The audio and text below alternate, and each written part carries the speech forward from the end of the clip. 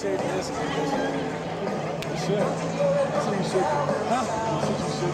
I'm not even gonna, I can't even. I'll never forget coming down through and seeing you line me up and go. So this is the guy that made this all possible. This is the reason. I am the guy that made it possible. How do you feel about this? You know, you're changing his life. I feel bad because he may not go back. You know, he doesn't.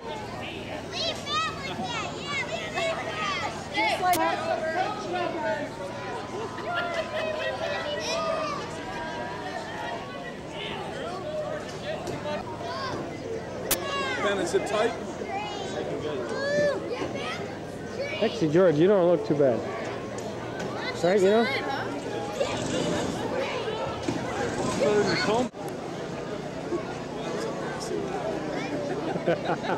Lose some hair one time. What was that story? Well, the thing started with him saying, you know what, if you guys win the batting title, if any of you guys win the MVP for the All-Star game, I'll shave my head.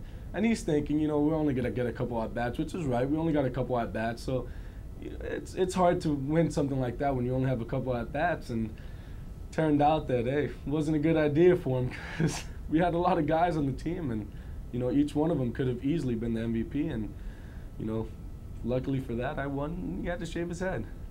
Tell us about the game and the big hit you had. Well, the game started off not so good. You know, my first two at-bats, you know, didn't do so well, and then got the opportunity. I didn't even know I was actually going to bat, to tell you the truth. I was, you know, done with the game. It was my 5th inning playing. I ran out to the bullpen. I was warming up the pitcher.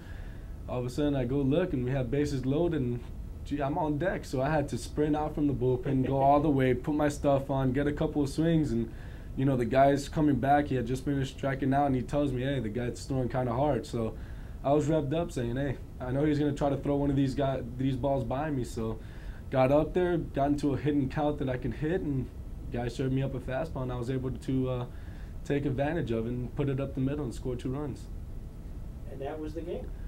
Well, that wasn't the game. It got a little shaky there at the end, and, you know, luckily we still pulled it off, and at least we showed that our side of the our side had, you know, good players and a good team, and we were able to win. And seeing George was definitely a plus, and, you know, having the kids there, you know, there was a bunch of kids, and signing autographs for them, and, you know, for me that was even better than anything, you know. Coming out of Miami, did you have a role model? Coming out of Miami, well, I would say probably my favorite player was Cal Ripken Jr. Mm-hmm.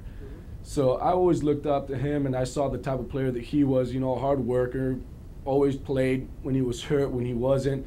You know, he always gave it 100%, and that's what I liked. You know, I liked seeing a guy that was getting paid to play but was doing it with love for the game. Because even when he was hurt, he said, you know what, I'm going out there for the fans. I'm going out there to show everybody that I'm still going to play even though I'm hurt.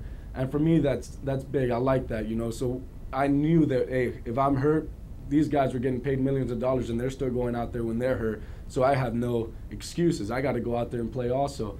So for me, that was a big thing. What was your impression of Mike, and what do you think Mike's impression was as being a manager for the first time? For me, Mike was probably one of the best coaches that I had. You know, it wasn't really the practicing and things like that. It was him talking about the game, talking about ways to improve, you know, talking about the window of opportunity that we have, and you know, the window's open right now, and the ways that we can do better for ourselves to actually get into the major league, which is everyone's dream and everyone's goal in life, you know, for at least baseball players, is to make it to the major leagues. So what he did for all the players on the team was explain the game and explain how to get to the major leagues. You know, he played 10 years, and he was doing it as, you know, a backup pretty much the whole entire time, but he was up there for 10 years as a backup, which is, you know, tremendous. You know, being 10 years in the major leagues as a backup is hard to do, but, you know, he has so much knowledge of the game, and all we were trying to do the whole entire year was trying to get that knowledge out so we would know more about the game, and he definitely helped us out tremendously with that. Was it his decision to convert you to a catcher? No, the decision was the Marlins. When I got drafted, they drafted me as a catcher, so they wanted to see what I could do as a catcher. It was my first time ever catching. So when I got up here, I've never caught before in games, you know, so, you know, they worked me in slowly, got in some games.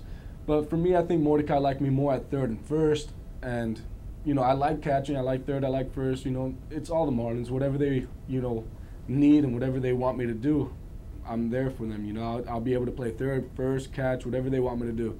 I just have to just keep hitting. The thing, once you make it to the major leagues, is how to make the team win and how to make the team better. You know, and if wherever players they need and whatever they need me to do, hopefully I'll be there for them. What's your impressions of Jamestown, New York? My impressions of Jamestown, New York, it's cold right now. Really cold. I'm coming from Miami where it's 80 degrees and I get up here and it's in the teens. That's really cold.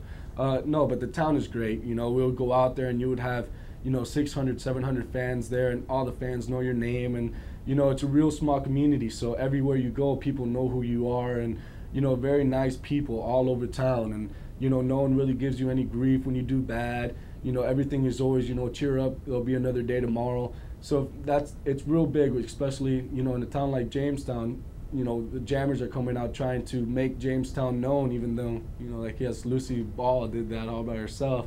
But we're trying to come over here, and, you know, it's nice being with the fans and talking with them, signing autographs for them.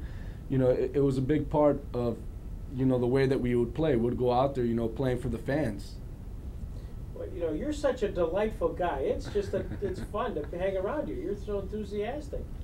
And obviously that shows on the field that you were most valuable player. You won the batting title. The fans voted you the most valuable. I mean, you got every award possible, short of being named the mayor of the city of Jamestown. That's next. Well, it's great that you came back. I can't tell you how both you and Chris showing up, you know, added a real sense of credibility. And you get an opportunity like this, it's hard. You can't say no. You know, to come back to the town that supported you the whole entire time when you were here, and, you know, we're with you through the bad and the good. You know, you always have to come back and show that you were grateful for everything that they did for you. Well, we can't wait when you come back and after you've had 10 successful years in the major leagues, you come back and you can tell us all about it. This has been great. I really appreciate it, Gabby, your time, and look forward to seeing you later tonight. Yeah, definitely. Sounds good. And thanks for coming to Jamestown.